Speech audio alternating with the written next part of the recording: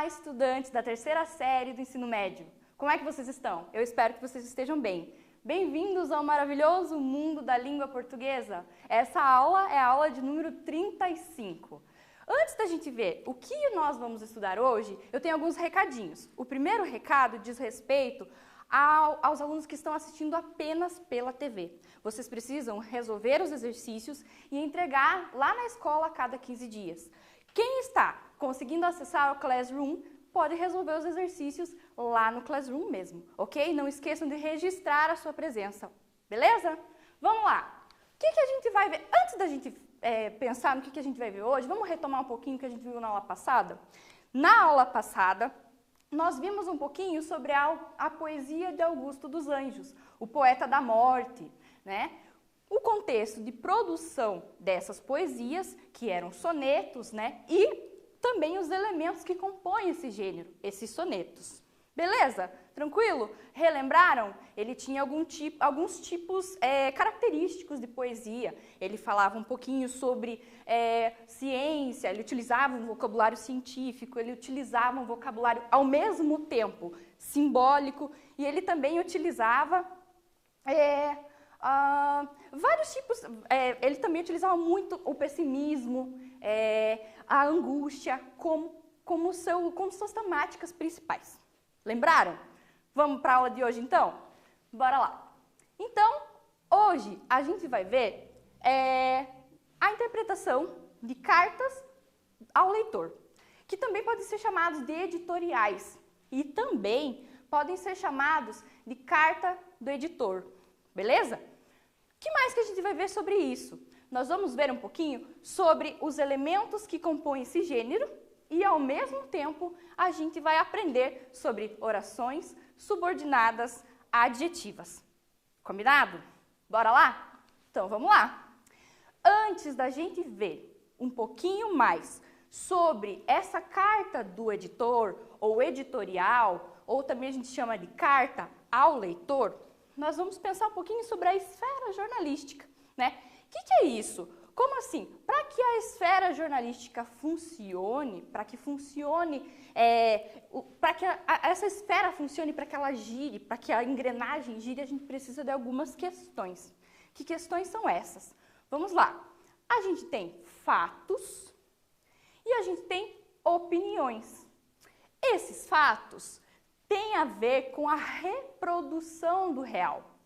Ou seja, é aquele jornalismo noticioso, é a notícia, a informação, tá? Ou factoide, que também a gente pode chamar, né? Muito bem. Em contrapartida, a gente tem a leitura do real. Nós temos a reprodução do real e a leitura dessa reprodução. Como assim? A leitura do real diz respeito às opiniões, ou seja, ao jornalismo opinativo. Tranquilo? Vamos passar então. Olha só, eu trouxe para vocês uma carta do leitor, que inclusive eu chamei de super carta do leitor, porque ela está o jornal que ela está veiculada é a Super Interessante. Aliás, a Super Interessante não é um jornal, é uma revista, né? Essa especificamente está veiculada na revista Super Interessante online, tá? E vocês vão ver que ela tem umas especificidades aí, um pouco diferente da revista impressa. Vamos lá. Vocês perceberam que tem um QR Code aqui? O QR Code, ele serve para fazer a leitura desse texto. Nós vamos ler o texto, não fiquem preocupados, fiquem tranquilos. Mas, se vocês tiverem o celular, tiverem como fotografar aí esse QR Code, vocês podem acessá-lo e podem ler o texto na íntegra. Mas nós vamos ler aqui também, fiquem tranquilos, tá bom? Vamos lá, olha só, observem só como funciona ou como está lá na página da própria revista, como que vocês encontram esse texto, né? Vocês vão encontrar assim, lá em cima, as barrinhas de cada seção e aqui logo abaixo a carta e o texto. Tranquilo? Vamos lá. Agora sim a gente vai passar para a leitura desse texto. Então, esse texto se chama carta ao leitor 221 vezes por dia. O que será que é 221 vezes por dia? Se a gente observa só o título, nós não conseguimos compreender muito bem, ou a gente pode até tentar adivinhar, mas a gente não consegue compreender tão bem o que do que se fala, do que esse texto está falando. Então, a gente precisa ler para entender, para compreender o que é que esse texto vai nos falar. Muito bem, só que ele já dá a dica, ele já conta para a gente logo no subtítulo. Olha só. Esse é o número de vezes que as pessoas tiram o celular do bolso em média. Então, ele já nos conta o que significam essas 221 vezes, tá? Vamos lá. Logo abaixo, eu tenho uma outra informação, que é quem foi que escreveu esse texto. Esse texto foi escrito pelo editor-chefe. Geralmente, quem escreve esse tipo de texto, a carta do autor, a carta ao leitor, a carta ao leitor. E quem escreve esse editorial é o editor-chefe ou alguém, um jornalista, que está há muito tempo já trabalhando naquele veículo, beleza? Esse texto ele foi publicado no ano passado, tá? Percebam que ele foi publicado em 20 de setembro de 2019. Vamos para a leitura? Bora lá! O século XXI começou no dia 9 de janeiro de 2007. Como assim? Calma, vamos lá, continuando a leitura. Foi quando Steve Jobs apresentou o iPhone num evento da Apple. No momento em que o fundador da companhia abriu a homepage do New York Times no aparelhinho, começava uma nova era, a do computador realmente pessoal. A internet se libertava dos PCs e chegava aos bolsos de todo mundo. Bom, não exatamente de todo mundo. O iPhone de 2007 era uma Lamborghini, algo feito para uma minoria endinheirada. Mas isso começaria a mudar no final de 2008, com a chegada do Android. Agora, qualquer empresa que quisesse copiar a Apple e fabricar o seu próprio smartphone podia usar o sistema operacional do Google, o que diminuía violentamente o custo do desenvolvimento. Isso permitiu a criação de smartphones que cabia mesmo no bolso, agora no sentido financeiro da expressão. Ainda era tudo mato. Não existia WhatsApp nem Instagram. E o Facebook, que compraria os dois na década seguinte, ainda tomava um pau do Orkut. Mas a revolução já tinha começado. Em 2008, foram vendidos 139 milhões de smartphones no mundo. Em 2011, com mais dispositivos baratos à disposição, 472 milhões. De 2014 em diante, mais de 1 bilhão. Resultado, 4 bilhões de pessoas têm smartphones. Hoje em dia, né? Isso dá 51,9% da população mundial, ou 80% da população adulta entre 15 e 65 anos. Os aparelhos só não tendem mesmo a onipresença em bolsões da pobreza extrema, como, por exemplo, a África subsaariana, ou Bangladesh, ou Paquistão. Só vou parar a leitura só um pouquinho, para que a gente perceba a linguagem que esse texto tem trazido. Geralmente, os textos editoriais, eles trazem uma linguagem mais formal, só que esse texto fala com o leitor de uma maneira um pouquinho mais informal, ele beira um pouco mais o informal, tá? Porque, geralmente, os leitores dessa revista, eles têm essa linguagem mais informal, eles têm essa proximidade com a revista, tá? Então, por isso que o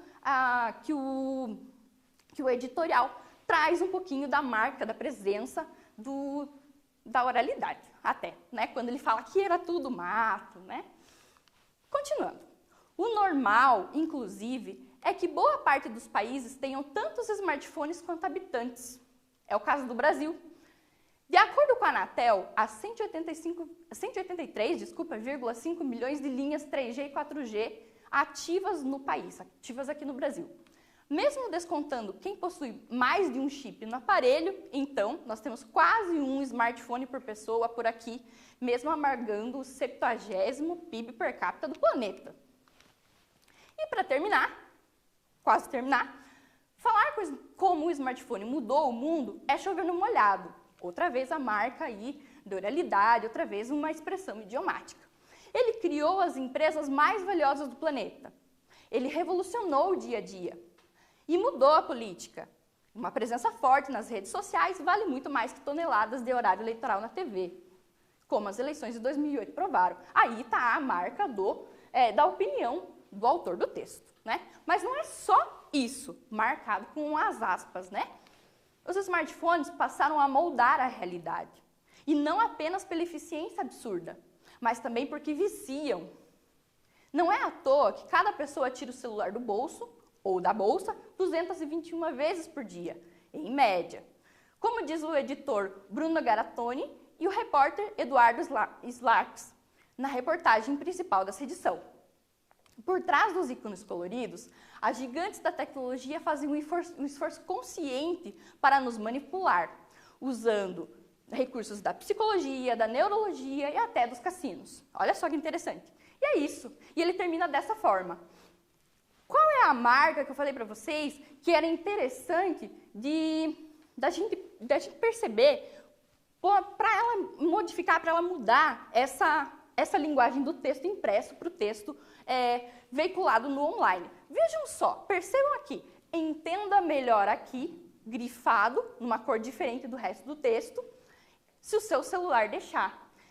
Se vocês clicassem, claro, se estivessem lá, lendo o texto na íntegra, lá na página da revista online, vocês conseguiriam clicar e esse clique ia direcioná-los para um outro texto, que é o texto principal do qual esse editorial fala, né?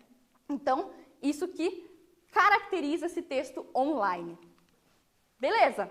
Agora sim, vocês vão refletir comigo um pouquinho. Olha só, o texto Carta ao Leitor 221 vezes por dia é veiculado em uma revista online mensal, como eu já tinha falado para vocês, e está vinculado a um assunto tratado mais profundamente dentro de uma reportagem na mesma edição.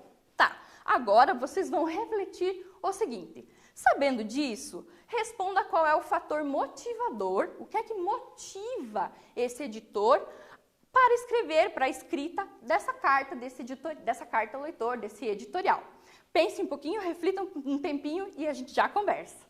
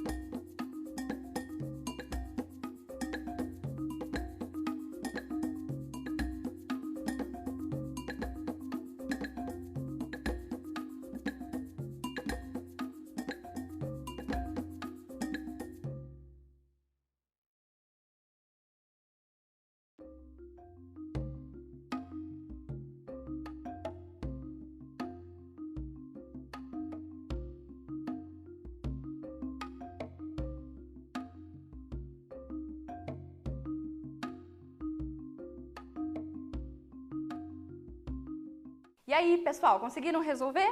Foi tranquilo?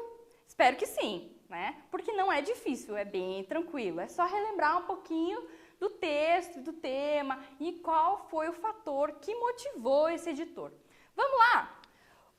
Acredito eu que vocês tenham respondido mais ou menos assim, né? Que o que motiva esse editor, esse jornalista, é a escrita do é discutir, na verdade, o desenvolvimento tecnológico, tá?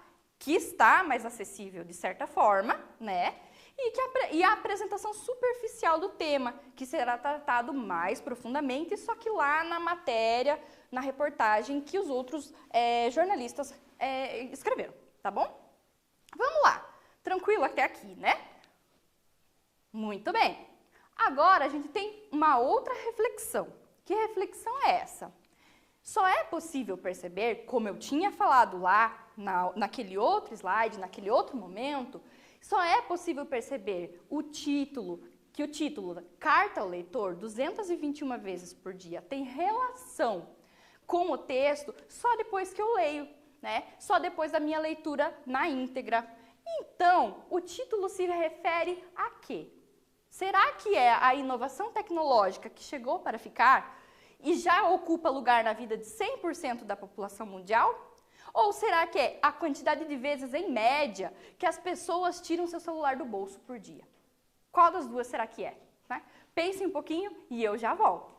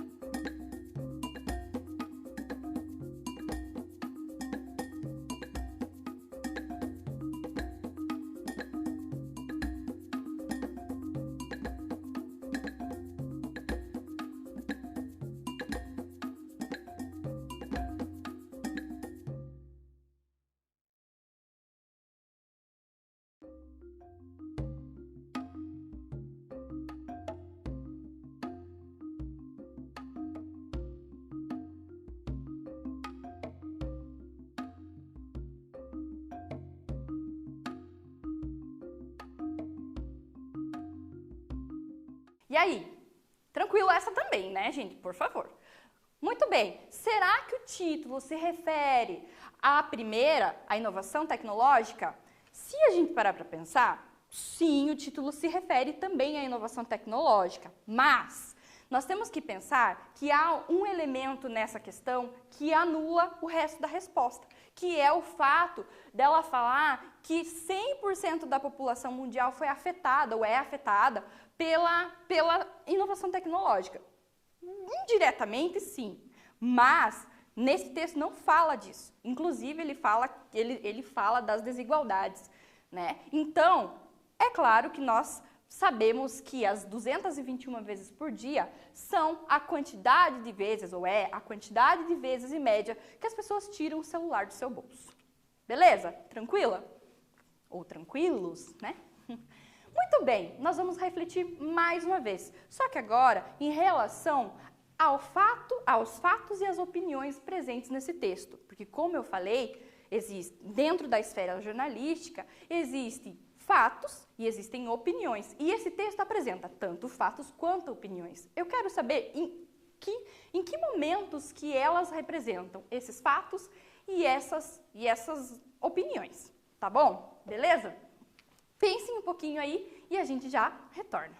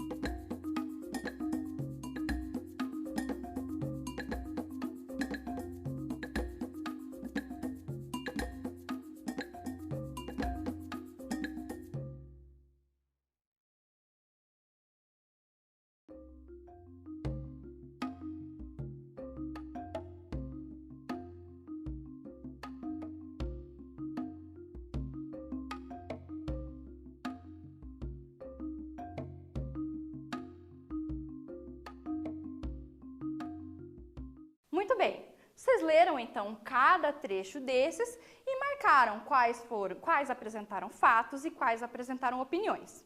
Vamos lá? Vamos conferir? Letra A. No momento em que o fundador da companhia abriu a homepage do New York Times no aparelhinho, começava uma nova era. Será que aí apresenta um fato? Será que apresenta uma opinião? Bom, eu vejo um fato apresentado, né? Letra B. Falar com o smartphone mudou o mundo, é chover no molhado. Quando ele fala, eu acho que é, ele não falou eu acho que é, mas ele apresenta ali, mudou o mundo. É uma visão dele referente a esse texto, a essa temática, né? Então aí apresenta uma opinião desse autor do texto. Letra C. Mas também porque viciam. Não é à toa que cada pessoa tira o celular do bolso ou da bolsa 221 vezes por dia, em média. E aí, o que será que tem? Um fato ou uma opinião? Bom, eu vejo aqui um fato, né? E a letra D, ele criou as empresas mais valiosas do planeta, revolucionou o dia a dia, mudou a política. Eu vejo aí outro fato também. Mas será que é isso mesmo? Vamos lá. Olha só, a letra A era um fato mesmo. A letra B é a opinião do autor. A letra C eu falei para vocês que era um fato. Sim, apresenta um fato. Mas ela também apresenta uma opinião quando ele fala que viciam, tá? E a letra D é um fato também porque ele apresenta ali que as empresas mudaram, revolucionaram o dia a dia, mudaram a política, enfim. Tranquilo? Vamos passar para frente? Vamos lá. Olha só essa questão daquele hiperlink que eu mostrei para vocês lá no comecinho, quando eu li o texto todo e falei para vocês que no final, se a gente clica lá na página, se a gente clica, aparece um outro texto, nos leva a outro texto, né? Vejam só, olha aqui o trecho. Entenda melhor aqui, se o seu celular deixar. O fragmento em destaque, ele vai trazer um hiperlink, que também é chamado de hipertexto, tá? O que acontece? Como eu acabei de falar, quando eu clico nele, lá na página da revista online, você será direcionado a outro texto, que é o texto principal ao qual esse editorial se refere. Você será direcionado a esse outro texto, que estabelece conexões e que traz e faz com que a gente tenha novas formas de leitura e novas formas de escrita. Então, esses hiperlinks, esses hipertextos, eles trouxeram novas formas de leitura, novas formas de ler, novas formas de se comunicar e de se informar. Beleza? Vamos lá. Você aceita um desafio? Então, vem comigo. Eu trouxe para vocês um textinho que eu tirei lá é um fragmento, na verdade, de um artigo.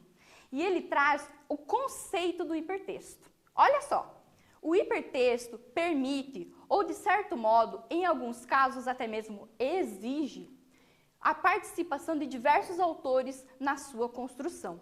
A redefinição dos papéis de autor e leitor e a revisão dos modelos tradicionais de leitura e de escrita.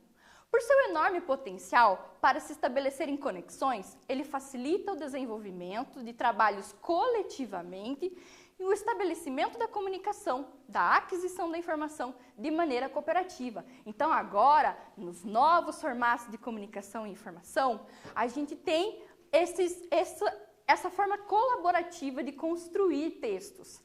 Quando você compartilha algo, quando você comenta algo na internet, você está também produzindo um texto, tá bom? Olha só, então pensando na linguagem construída, considerando a linguagem específica de cada meio de comunicação, ou de cada sistema de comunicação, porque o rádio tem o seu sistema de comunicação, a TV tem o seu sistema de comunicação, a internet tem seu sistema de comunicação.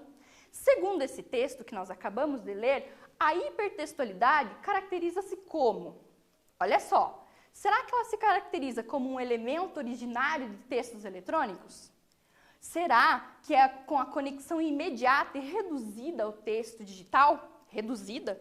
Será que é só ali? Será que é um novo modo de leitura e de organização da escrita? Ou será que é a estratégia de manutenção do papel do leitor com perfil definido? Será que é um modelo de leitura baseado nas informações da superfície do texto?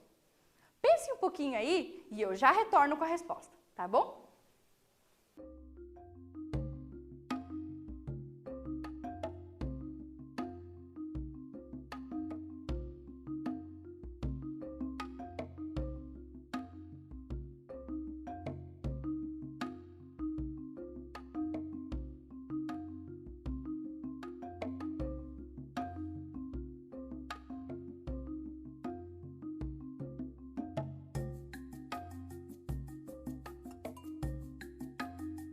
E aí, pessoal, tranquilo para resolver esse exercício? Eu acredito que sim. Vamos lá. Então, eu queria saber se, segundo o texto, o que caracteriza a hipertextualidade.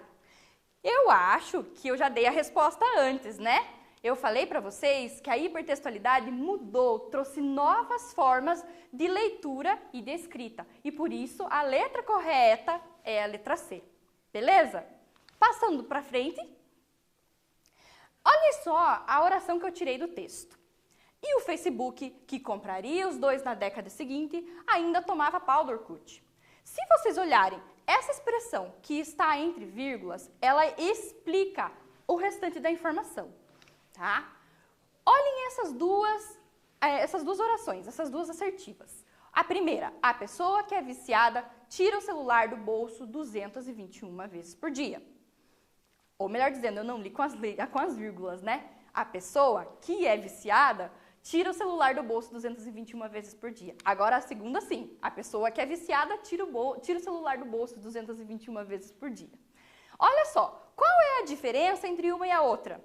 Se vocês responderam que é a vírgula, vocês acertaram, né? Por que isso aqui ocorre? Porque ela é uma oração subordinada adjetiva, ou seja, a primeira é a adjetiva explicativa. Por quê? Porque ela traz vírgulas, ela vem entre vírgulas. Se ela for retirada, não vai ter tanta alteração no texto assim. Enquanto a segunda é uma oração subordinada adjetiva restritiva, ou seja, ela restringe a um determinado grupo, digamos assim, tá? Então, a primeira, explicativa, sempre virá entre vírgulas. A segunda, restritiva, nunca virá entre vírgulas. Ok? Olha só, vamos fazer esse exercício pensando em oração subordinada restritiva, adjetiva restritiva e oração subordinada adjetiva explicativa. Vocês vão adicionar o E para a explicativa e o R para a restritiva. Vamos rapidinho. O fundador da companhia, que era muito rico, abriu a homepage do New York Times. O smartphone, que é revolucionário, mudou o mundo. O celular que vicia as pessoas pode ser um mal na sociedade. E por último, as empresas que são mais valiosas no planeta mudaram a política. Responde aí e eu já volto aqui com a resposta e com o gabarito, beleza?